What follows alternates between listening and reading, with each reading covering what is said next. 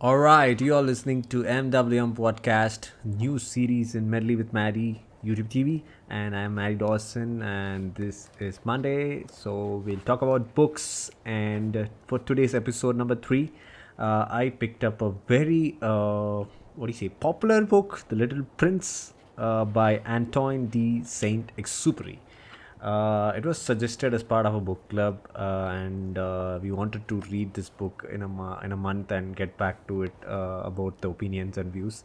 So I read this book and I really loved it. So it's similar to Animal Farm. So when I say Animal Farm, it's a story about animals, but then it's not only for children, but it has this layer of communism and a lot of symbolism in it, so it applies for the adults as well. So the Little Prince is such a story, a similar one to Animal Farm, where it is about Little Prince, and it's not only for kids, it's I think predominantly for the adults as well, because a lot of things adults miss out, and it teaches a lot of things. So yeah, the story is so good. Yeah, let's just jump into it. So it's about the author in his first person narration that he's just having he describes his childhood, and then one day he's on a desert flying a plane, and he gets what do you say, gets an accident, and then he's stranded in the desert. So he's trying to mend repair his plane, and he ends up meeting this little prince. So he gives us a pictorial representation of how this little prince is looking. And he's from a small planet far away, and his earth is the final destination, but before that he has gone to different planets and met different people, and he has like conversed with different people in those planets, and finally has come to earth. So he tells the story of his travel, like how he traveled from his home planet, why he left his home planet, and where all he's been, and whom all he has met, and whom why he wanted to meet someone on earth. So it's a very what do you say, enchanting narration. So we see that he has a home planet which is very small, and there is this trees called baobs. I don't know how to pronounce it. It's like a huge tree with such a wide trunk. I mean, it's so huge, like they show it in a lot of rings or something.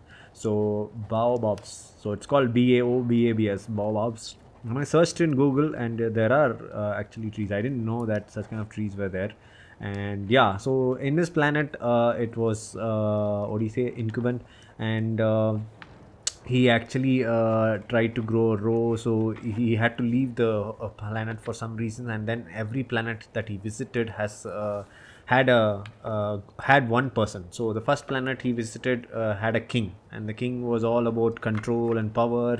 He wanted to give orders, so without his orders nothing were going carrying on. So even the sunrise that he has to give an order.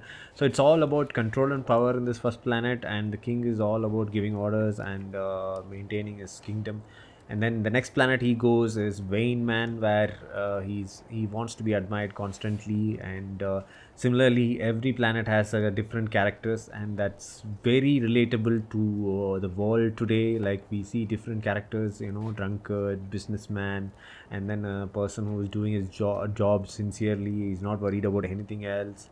And then a geographer who likes to chart. He's not at There is this planet where he meets a geographer, so he doesn't even travel, but then based on the depictions and oral accounts of people who have traveled, he just charts the map. And that's pretty funny, right? So a person who has not even traveled is plotting the map. So that was really amusing. And then finally he visits earth, and he makes friendship with a fox. So the fox doesn't trust people easily, right? And the fox actually takes some time to trust him, and then it kind of gives him a gift as well. So out of all the planets that he traveled in earth, he kind of makes this friendship with fox, and he's like feeling proud of it. And then he wanted to meet people, so that fox guided him, and then he came to this desert so that he could meet someone, because wherever he went he couldn't meet anyone. So finally met this author, like whom we are talking about, that guy who stranded on the desert in an aeroplane.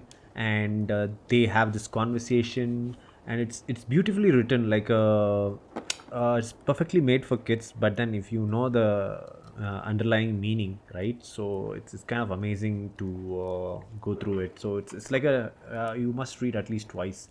And yeah, I would like to say something about the book is, it is only with the heart that one can see rightly. What is essential is invisible to the eye. So it's beyond the eyes, right? So this book actually reveals that. So you have to see things with heart rather than just eyes. And this book teaches us that. So this first chapter, very first chapter, the author is speaking from a child's perspective. So he says that as a child, I have to explain a lot of things to adult. They don't understand things easily. So he draws something so which looks like a rock in the paper, but then when he asks any adult about this diagram what it means, so everybody says that it's just looking like a rock, or what do you say, some stone or something. But then he actually has drawn something like, a python swallowing an elephant. So it's like he has to draw a second diagram, literally a python swallowing an elephant, to show that it's actually, this is the meaning that he had drawn. So just looking at that outer sketch, it looks like a rock, but then when he draws it, it looks, a python swallowing a elephant. So that's what he talks about adults. So as a kid, he thinks that adults doesn't understand things easily. They don't look things beyond their eyes, so they see things and then they just decide, okay, that's all I see. But nobody is like going beyond that and trying to perceive things. So he has written, like, grown-ups never understand anything by themselves, and it is tiresome for children to be always and forever explaining things to them. So this is his perspective as a child about grown-ups. And as we go deeper and deeper into the story, when the prince comes and he narrates about the people that he met in each and every planet. So the planet where the king is, he says he did not know how the world is simplified for kings. To them all men are subjects. So the king just considers everyone else apart from him as subjects, like he has to give some orders. And the place, see, then you shall judge, that is the most difficult thing of all. I do not need to live on this planet. So so when he says that I want to depart, then I will order you to depart. So that's how the king reacts. And yeah, for to conceited men all other men are admirers. Conceited people never hear anything but praise. So people who want to be admired, they just want to listen to conversations that make them feel admired too. It's like every planet has a different character, and it's so relatable. There is this businessman who just keeps counting the star, and he's not worried about anything else. So he's not even replying to the prince when he comes to the planet, the businessman's planet. So he doesn't even reply. So whenever he replies, he feels like he wastes some time. And I would have counted 5 more or 10 more stars by that time I replied to you. So certainly when you find a diamond that belongs to nobody, it is yours. When you discover an island that belongs to nobody, it is yours. When you get an idea before anyone else, you take out a patent on it, it is yours. So he's thinking like, then all the stars that I count, it belongs to me. So he's kind of in that kind of mindset. And so every planet is a disappointment for prince, and he decides to keep traveling and just see what all planets are there, what kind of people are there. And finally he comes to the earth. And they imagine that they feel a great deal of space. So every chapter, literally every chapter, I have bookmarks and quotes. So it is the time you have wasted for your rose that makes your rose so important. So he was growing a rose in his planet. And he, after coming to earth, he sees many such roses. But then the connection that he has with his own rose at his home planet, he feels that it's like a big letdown. Like, if there are so many roses in the world and universe, like my rose is not special, he thinks that. But then the fox makes him understand that it is the time you have wasted for your rose that makes your rose important. You become responsible forever for what you have tamed. You're responsible for your own rose. So the fox took some time to trust him, and then eventually it became a friend. And then it tells like why you are special to me and why I'm special to you, why that particular rose in your home planet is special to you, because you have wasted your own time taking care of the rose and trying to be friendly with me. The rose is special to you and I am special to you. No matter how many foxes are there, I am a special fox to you. So the fox kind of teaches some wisdom to the prince, and then he realizes, it is time he has to get back to his planet and check his rose. It's a very edifying, and it's a very poignant story. um, it says, it is good thing to have had a friend even if one is about to die. I, for instance, very glad to have had a fox as friend. So he's very overwhelmed that he has got this friendship from a fox, and this is what I, for instance, very glad to have had fox as friend.